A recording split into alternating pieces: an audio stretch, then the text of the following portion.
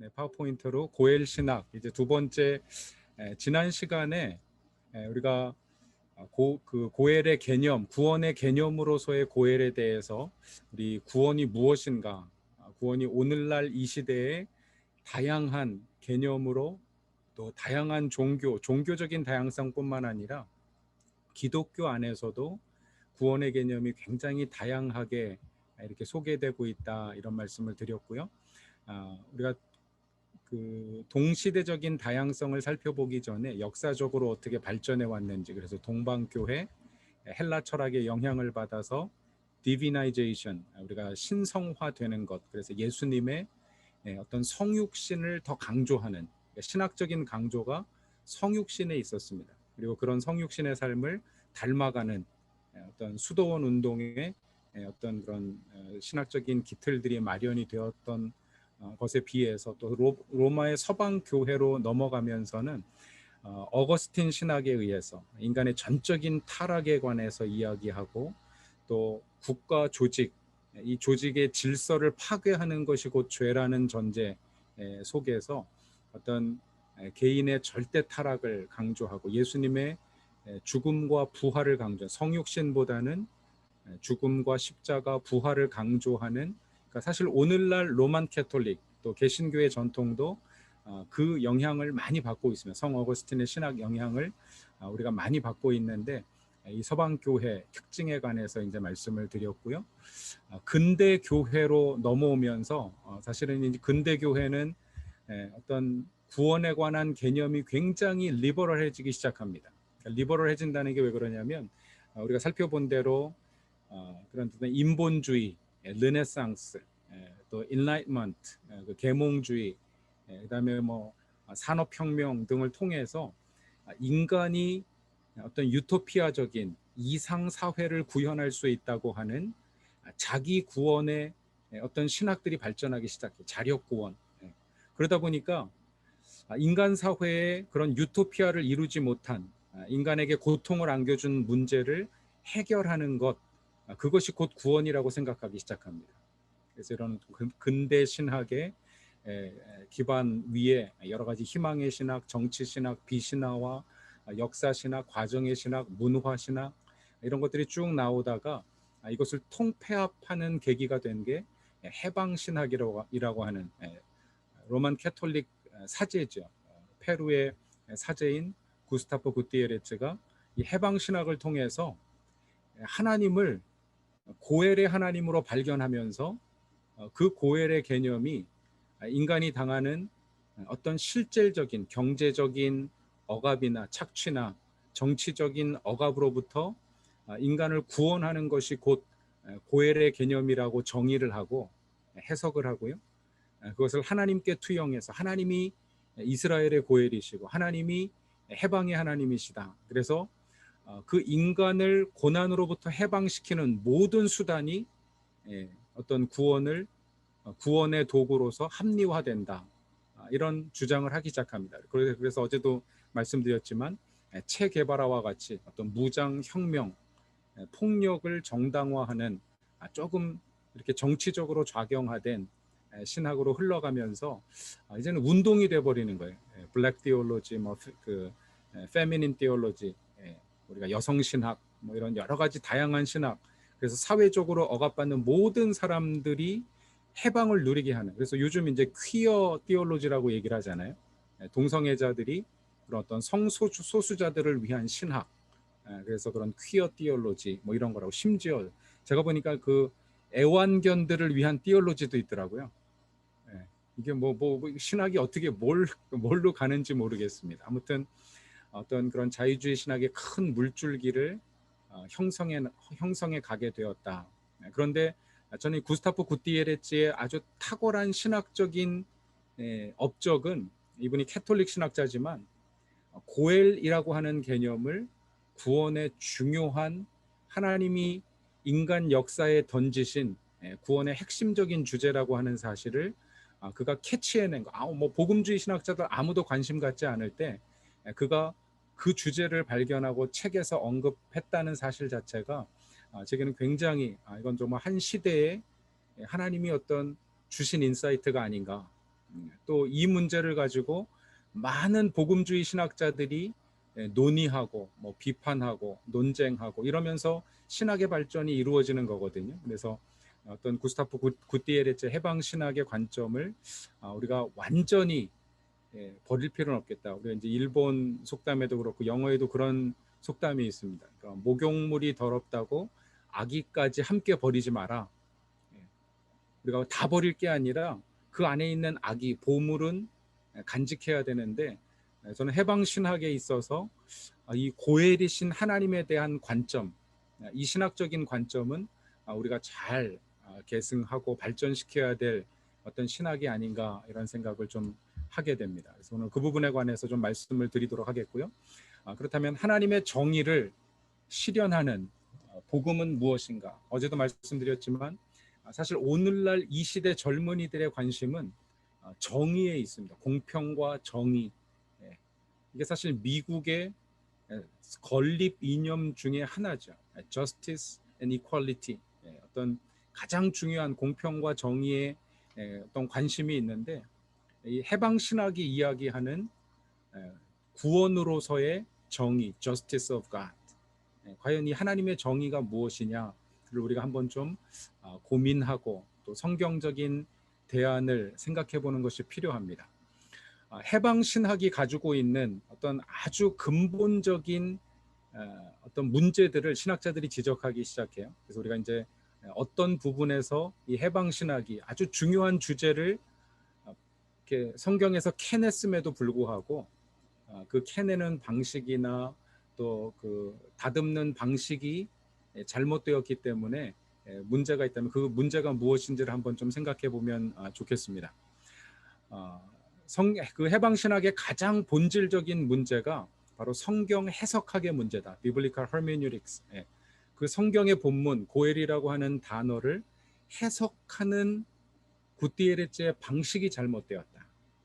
그러니까 주제 자체가 잘못된 게 아니고요. 성경에 있는 고엘이라고 하는 개념, 하나님이 출애굽을 위해서 이스라엘 백성을 경제적인 착취나 정치적인 억압으로부터 해방하시는 어떤 하나님의 어떤 모습은 잘 캐치를 했는데 그 해석이 단편적이다, 모호하다, 잘못 해석을 했다. 이제 이런 어떤 비평들을 받게 됩니다. 그래서 복음주의 성경학자인 존 스토트가 아마 그 크리스찬 미션이라고 하는 책인데요. 제가 가져왔다고 생각을 했는데 아마 집에 두고 여기 있습니다.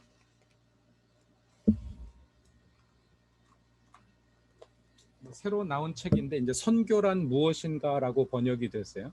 존 스토트의 선교란 무엇인가. 그래서 선교의 5가지 아주 중요한 주제들을 이렇게 주제별로 다루고 있는데 그 중에 한 부분이 바로 구원에 관한 챕터입니다. 그래서 이 구원에 관해서 다루면서 결국은 이 구스타프 구티에레츠가 해방 신학에서 말하는 구원이 성경을 잘못 해석한 것이다. 성경의 한쪽만 해석한 것이다라는 부분을 논리적으로 잘 변증하면서 비판을 하고 있습니다. 물론 좀 이렇게 아주 과격한 비판을 했어요. 성경을 오용한 것이다. 임의적으로 선택했다. 극단적으로 끼워 맞추기를 했다. 이렇게 좀 표현들을 했는데 이제 왜 그랬는지는 책을 보시면 조금 더 구체적으로 이해하실 수가 있습니다. 그 구스타프 구티에레츠의 성경 해석에 관해서 또 비판한 분 중에 하나가 풀러 신학교의 존 골딩게이 교수죠. 여러분이 아마 신학 공부하시면서 한 번쯤은 들어보셨을 구약학의 아주 거장이신데 이분이 영국 출신으로 이제 풀러 신학교에 오셔서 오랫동안 구약 신학을 가르치신 분입니다. 이분이 출애굽에 관해서 이야기하면서 구스타프 구티에레츠는 출애굽의 하나님은 해방의 하나님이다. 고로 모든 그리스도인들은 해방의 사역을 감당해야 된다라고 이야기를 하는데 그것은 잘못됐다. 출애굽기에 나타난 해방은 인간에게 요구하시는 활동이 아니라 하나님 자신의 활동이다.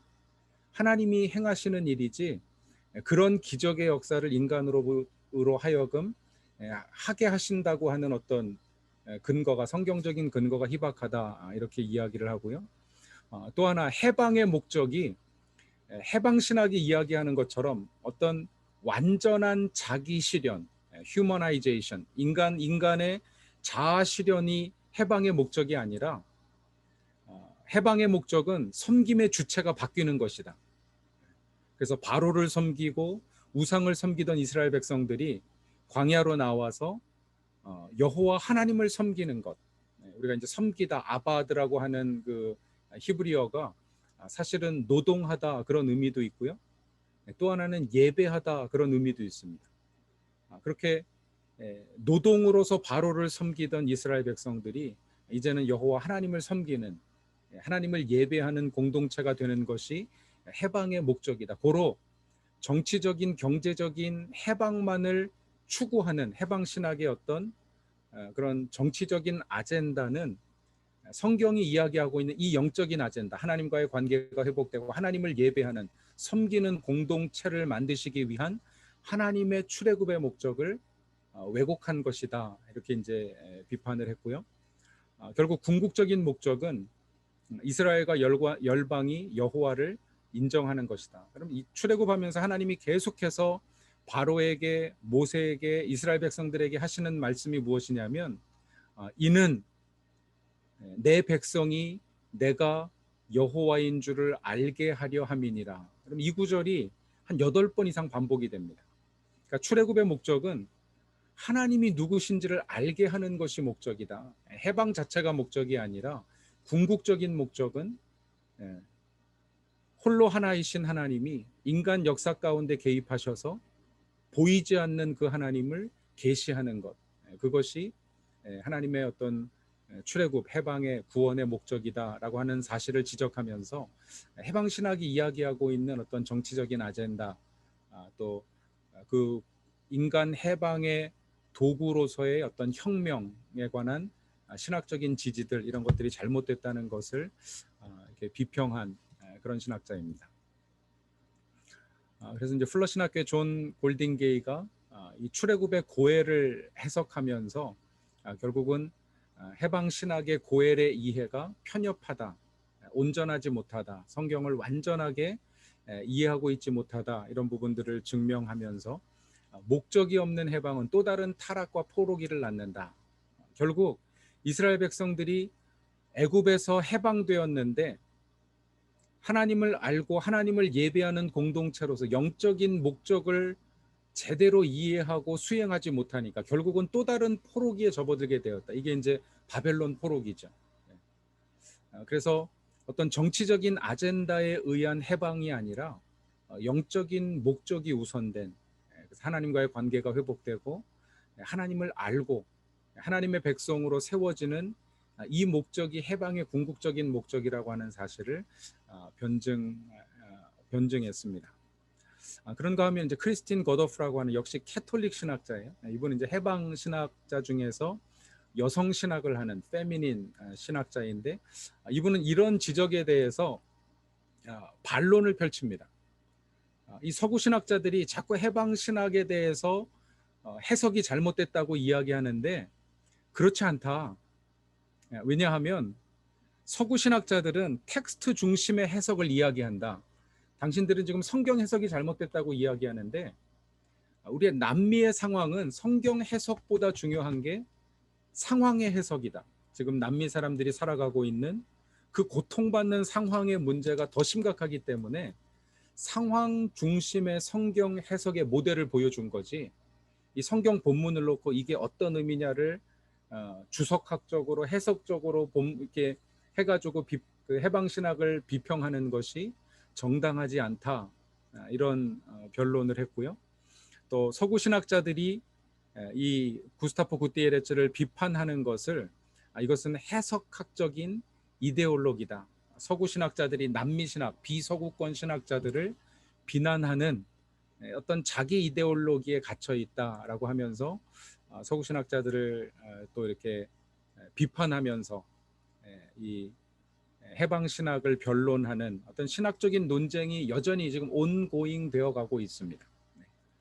성경 해석에 있어서 분명히 문제가 있는 것은 우리가 부인할 수는 없는 것 같아요. 하지만 아까도 말씀드렸듯이 고엘이라고 하는 주제를 창조, 언약, 그리고 하나님의 구원의 역사에 비추어서 역사를 관통하는 주제가 하나님의 구속, 리뎀션, 고엘이라고 하는 사실을 지적했다는 면에서 구스타프 구티에레츠의 해방 신학이 가지는 어떤 역사적인 의미가 있다. 하지만 온전한 해석이 아니라면 우리가 다시 고엘의 개념을 해석하고 이해할 필요가 있다라고 하는 사실을 다시 한번 우리가 확인할 수 있는 것이죠.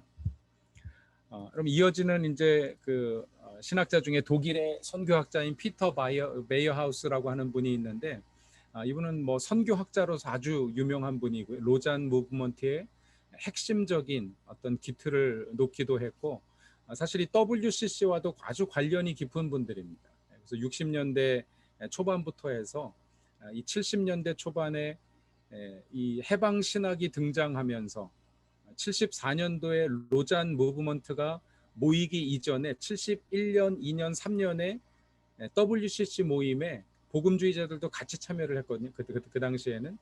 그때 이 피터 베이어하우스가 가서 이 구스타프 구티에레츠 해방 신학의 문제가 무엇인지를 아주 정확하게 분석해서 책을 내셨어요.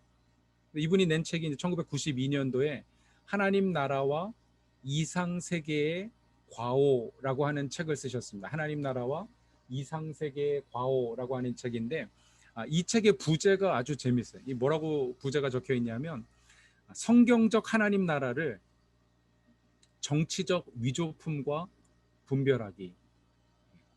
그래서 정치 신학, 희망의 신학, 혹은 문화 신학으로 대변되는 이 해방 신학을, 왜냐하면 이 1973년도에 방콕에서 모인 세계 선교와 복음 전도를 위한 위원회 모임이 있었습니다. WCC 산하에 그 Committee of World Evangelism and Mission이라고 하는 커미티가 모여서 그 당시에 Salvation Today, 오늘날의 구원에 관한 구원이라고 하는 주제로 많은 신학자들이 모였는데, 그때 이제 핫 이슈가 해방 신학이었어요.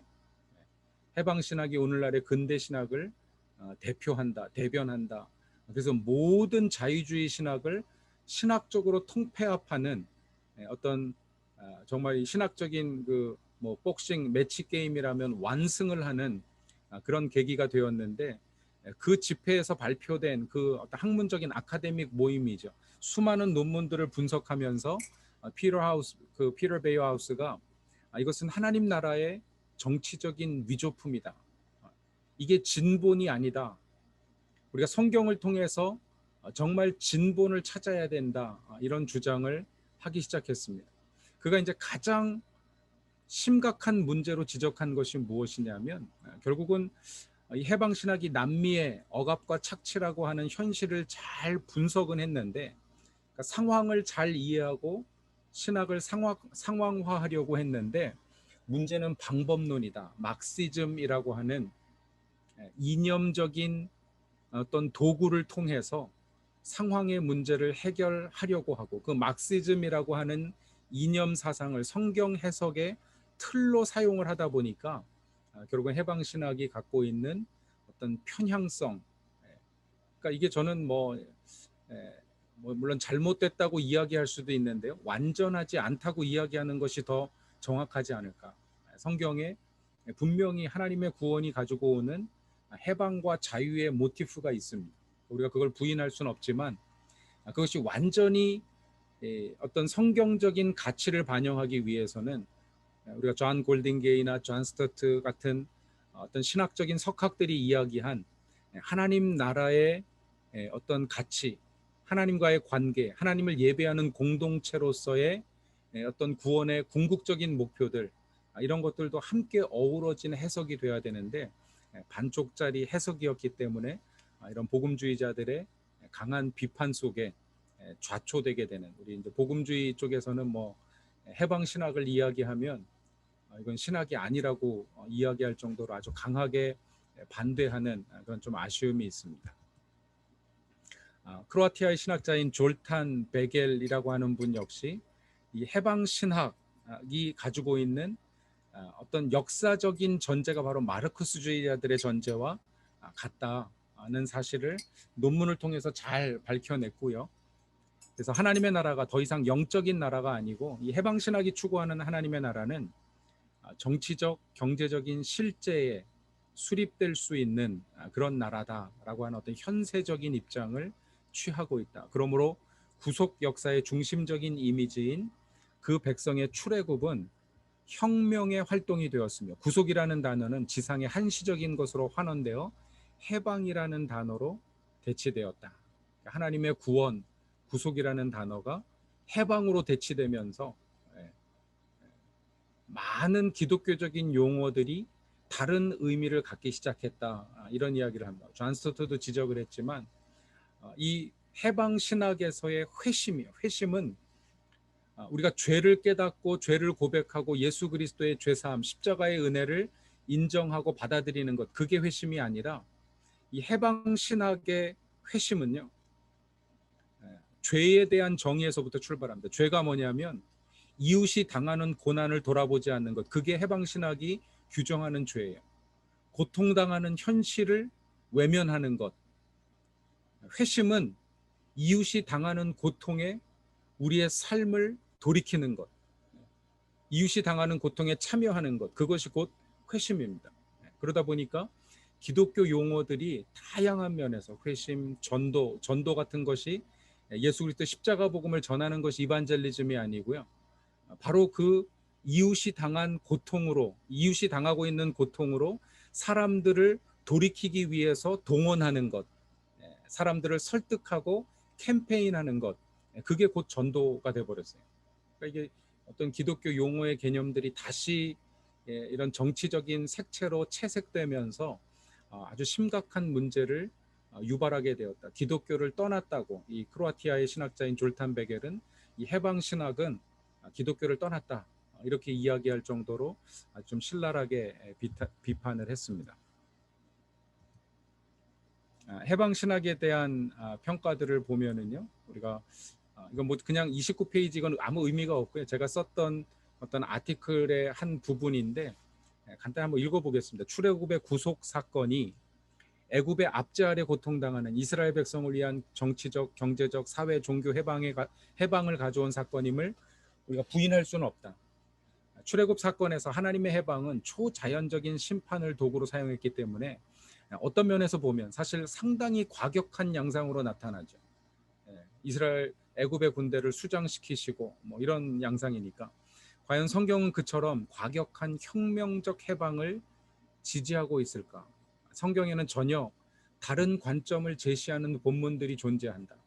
우리가 그렇게 억압하는 자들에게 어떤 그 반란을 일으키고 뭐 혁명을 통해서 해방을 추구하라라고만 이야기하는 것이 아니라 전혀 다른 관점을 지지하는 본문들이 있다. 예를 들어서 신약 성경에 보면 구약의 율법학자인 사도 바울이 결혼하는 자와 홀로 사는 자, 주인들과 종들, 유대인과 이방들에게 각각 부름받은 그대로 하나님 앞에 함께 지내라, 이렇게 이야기하고 있고요.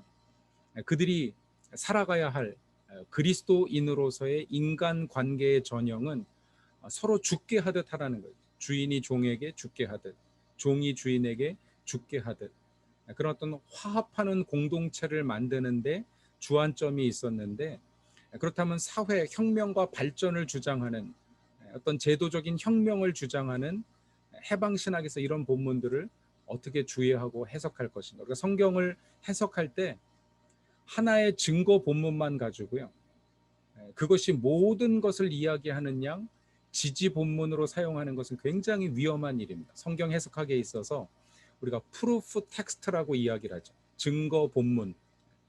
그래서 연역적인 설교가 위험한 게, 나중에 제가 7번째 강의에서 좀 문화와 성경 해석에 관해서 이야기를 할 텐데, 물론 연역적인 해석의 장점은 있어요. 하나의 주제를 가지고 성경의 여러 증거 본문들을 찾아서 하나님은 사랑이시다라고 하는 사실을 우리가 증명할 수 있습니다. 그런데 자명한 진리가 아닌 이상에는요, 연역적인 전제를 가지고, 그것이 특별히 설교자의 어떤 문화적인 전제, 우리가 가지고 있는 사상적인 전제를 가지고 연역적으로 증거 본문을 찾기 시작하면 우리가 성경의 말씀을 왜곡할 수 있는 위험이 굉장히 많이 높아집니다.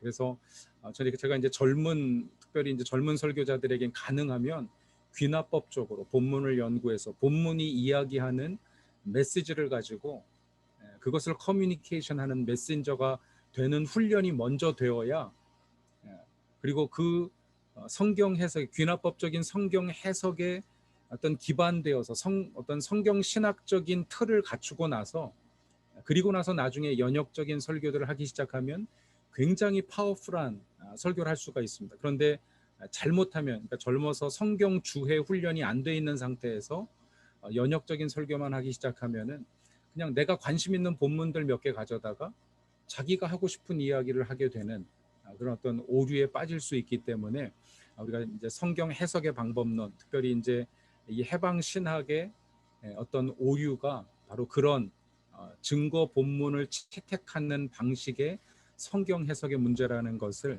확인할 수가 있습니다. 네, 그래서 이 부분은 조금 지나가겠고요. 이제 다음 파트로 넘어가서 복음주의 선교학자들이 그렇다면 이 해방 신학에 대해서 어떻게 대응을 했는가, 다시 말하면 고엘이라고 하는 개념을 복음주의 선교학자들은 어떻게 해석을 했는가 제가 좀 살펴보도록 하겠습니다. 어제도 잠깐 말씀드렸는데 아마 이 변화하고 있는 선교나 오늘 이제 말씀드리는 이 하나님의 선교, The Mission of God이라고 하는 책은 굉장히 중요한 어떤 그 선교 신학이나 성경 신학에 있어서 여러분들 한번 관심 있게 읽어야 될 책 중에 하나인데요. 크리스토퍼 라이트는 말씀드린 대로 이분은 이제 존 스토트의 후임인데, 원래 이분은 인도 선교사였습니다. 구약학 교수로서 인도에 가서 인도에 있는 신학교에서 구약학을 가르치다가 영국에 있는 아주 유명한 그 ANCC라고 하는 대학이 있어요. All Nations Christian College라고 하는, 그래서 많은 선교사들을 훈련한 학교인데, 우리 한국에 보면 이재환 선교사님이라고 그 신학교에서 공부하셨고요. 또 하용조 목사님, 우리 고 하용조 목사님이 그 신학교에서 또 공부하셨는데, 많은 선교학자들, 선교 신학자들을 배출한 신학교입니다. 그곳에서 이제 구약 신학을 가리키면서 하나님의 선교라고 하는 책을 쓰셨어요. The Mission of God. 이 책이 던지는 가장 중요한 화두 중에 하나가 뭐냐면 바로 선교적인 해석학입니다. 많은 선교학자들이 선교의 성경적인 기초를 찾기 위해서 성경의 증거 본문들을 채택했는데 이게 문제가 있다는 거예요. 프루프 텍스팅 하고 있다는 거예요. 증거 본문을 찾는 방식은 성경 해석하기에서는 굉장히 위험한 방식 중에 하나입니다.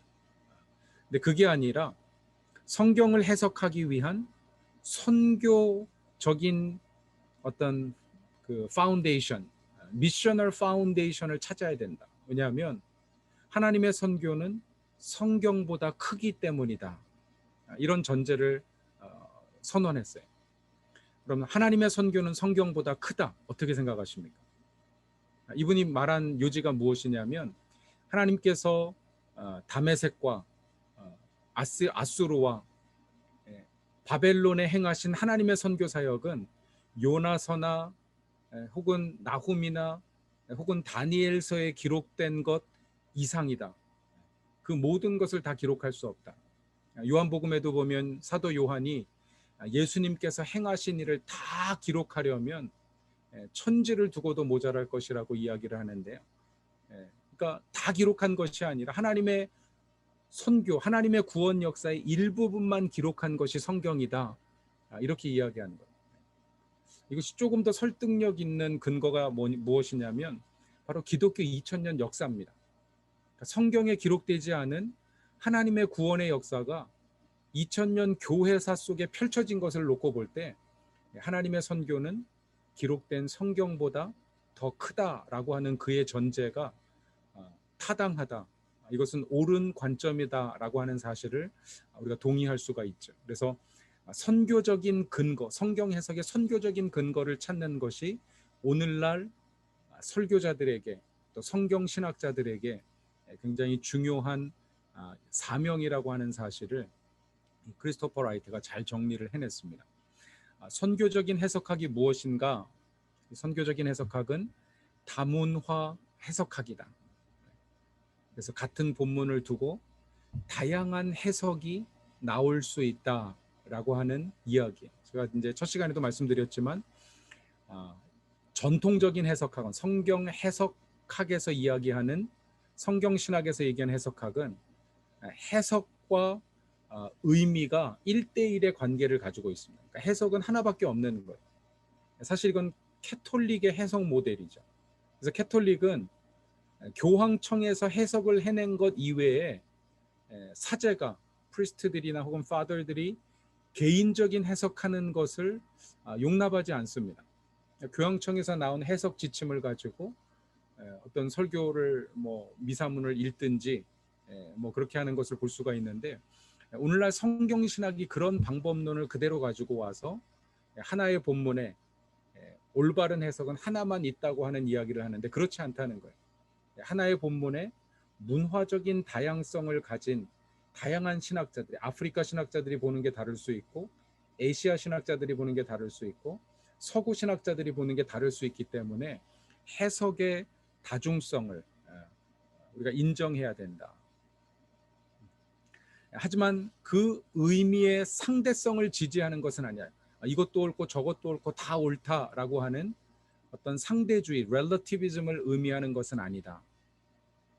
우리가 해석이 다양하지만 그 해석이 정말 성경적인 메시지인지를 확인할 수 있는 해석학적인 응집성이 필요하다. 이렇게 이야기하는데, 그 해석학적인 응집성이 뭐냐면 바로 메시아닉 리딩이다.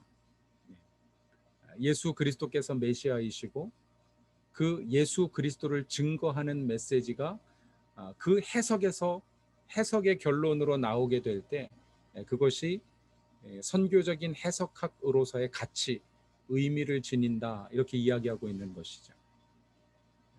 그럼 이 부분이 조금 혼동이 될 수 있는데 한번 이해가 되셨는지 제가 확인을 해보고 싶습니다.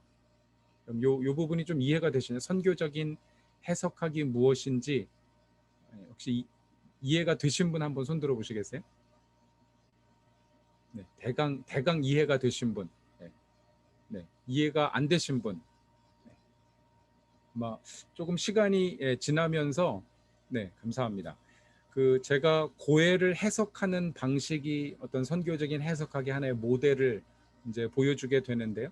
전통적인 해석만 우리가 따라가는 것이 아니라 우리가 가지고 있는 상황에 적합한, 그래서 목회 현장, 성도들의 상황이라고 하는 컨텍스트를 두고 우리 상황에 맞는 해석을 할 수 있다는 것이죠. 하지만 그 해석의 궁극적인 프로덕트가 메시아닉 리딩, 예수 그리스도가 중심된 구속사적인 해석을 하는 것, 그것이 선교적인 해석이다, 이런 의미입니다. 그래서 이 부분에 대해서는 제가 글을 한번 보내드리겠습니다. 여러분들이 참고 자료로 글을 한번 좀 읽어보시면 좋겠고요. 저는 이 과정에서 제가 너무 아카데믹하게 선교적인 해석학은 여러 권의 책을 소개해드릴 수 있어요. 가장 중요한 책 중에 하나가 Reading the Bible Missionally라고 하는 책입니다. Reading the Bible Missionally, 성경을 선교적으로 읽어야 된다. 이게 이제 성경적인 해석학을 이야기하고 있는 가장 최근에 나온 영향력 있는 책 중에 하나인데, 마이클 고힌이라고 지금 피닉스에 계시는 이 성경 신학자이신데, 이분이 이제 아주 저명한 크레그 바솔로메, 조엘 그린, 데렐 구더, 앤티 라이트, 또 리차드 보캄, 요한계시록 신학자죠. 다양한 성경 신학자들을 통해서 왜 성경을 선교적으로 읽어야 되는지, 선교적인 해석학이 무엇인지를 굉장히 탁월하게 소개하고 있는 책 중에 하나입니다. Reading the Bible Missionally. 그래서 이 책을 한번 확인해 보시면 좋겠고요.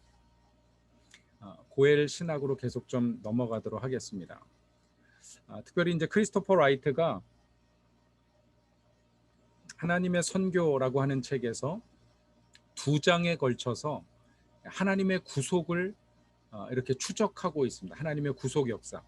특별히 해방 신학에서 이야기하는 그 하나님의 구원이 무엇인지를 분석하고 또 비평하고 새로운 해석, 정확한 해석이 무엇인지를 제시를 하는 것이죠. 그래서 8장에 보면 하나님의 구속으로서의 출애굽 사건을 다루고 있는데요. 이 출애굽 사건을 보는 아주 전통적인 영적인 해석이 있습니다. 복음주의 신학자들이 주로 어떻게 해석을 하냐면 애굽의 압제와 착취로부터의 해방은 죄에서 인간을 해방시키시는 예수 그리스도의 십자가 사건을 의미한다. 이게 이제 전통적인 해석이에요. 그래서 홍해는 세례고, 우리가 고린도서에 나오죠. 홍해를 지나는 것이 세례 사건이고, 광야에서 고난당하고 떡을 먹고 그곳에서 샘에서 물을 마시고 하는 것이 다 예수 그리스도를 상징하는 것이고, 출애굽의 여정을 예수 그리스도의 사건으로 해석해야 된다. 이것이 전통적인 어떤 복음주의자들의 해석입니다. 그러다 보니까 하나님의 구원은 영적인 구원이다라고만 강조하게 되는 거예요. 어떤 인간적인 노력이 들어가서 이웃을 돕고 하는 구제 행위, 그게 구원이 아니라 이반젤리즘, 전도, 구원을 위한 복음 전도는 곧 예수 그리스도의 십자가 복음을 전하는 것이다.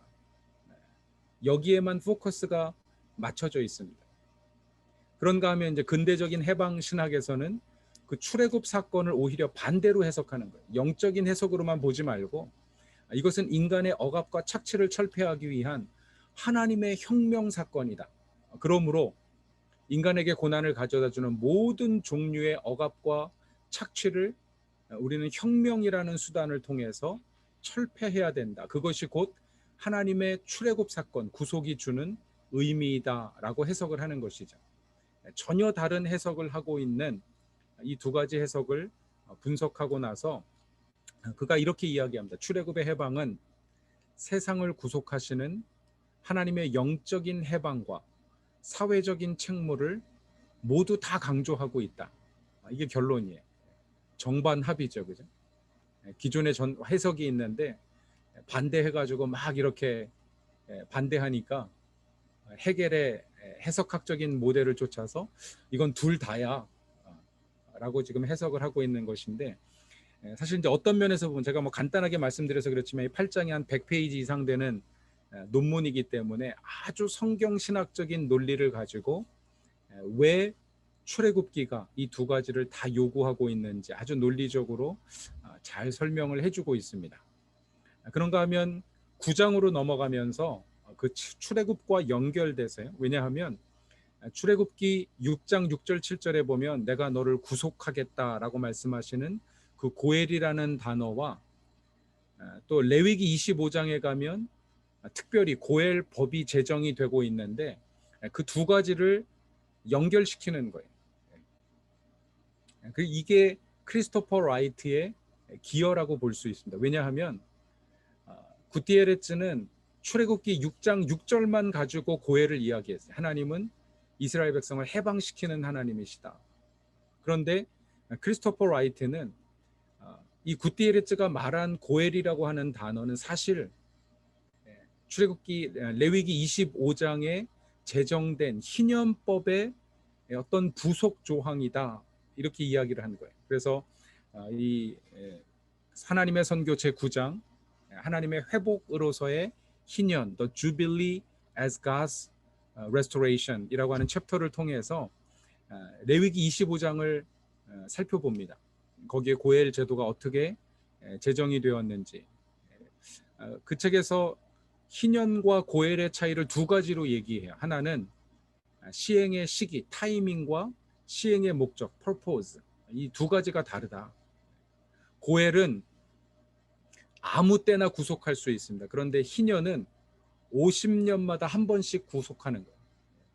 그래서 50년에 한 번씩 모든 종은 자유를 얻어서 고향으로 돌아가고 팔았던 모든 재산은 다시 원주인에게 하나님이 주신 가문, 지파와 가문과 어떤 그 가정을 쫓아서 원소유주에게 돌려주는 것이 희년법이라면 고엘은 아무 때나 할 수 있습니다. 누구든지 가까운 친족이 대신 그 값을 물어주면 자기 재산을 돌려받을 수 있는, 희년까지의 연수를 계산해서 그 재산을 다시 돌려받고 자유를 되찾아줄 수 있는 그 타이밍의 차이가 있다, 이렇게 설명을 했고요. 또 하나는 시행의 목적의 차이가 있다.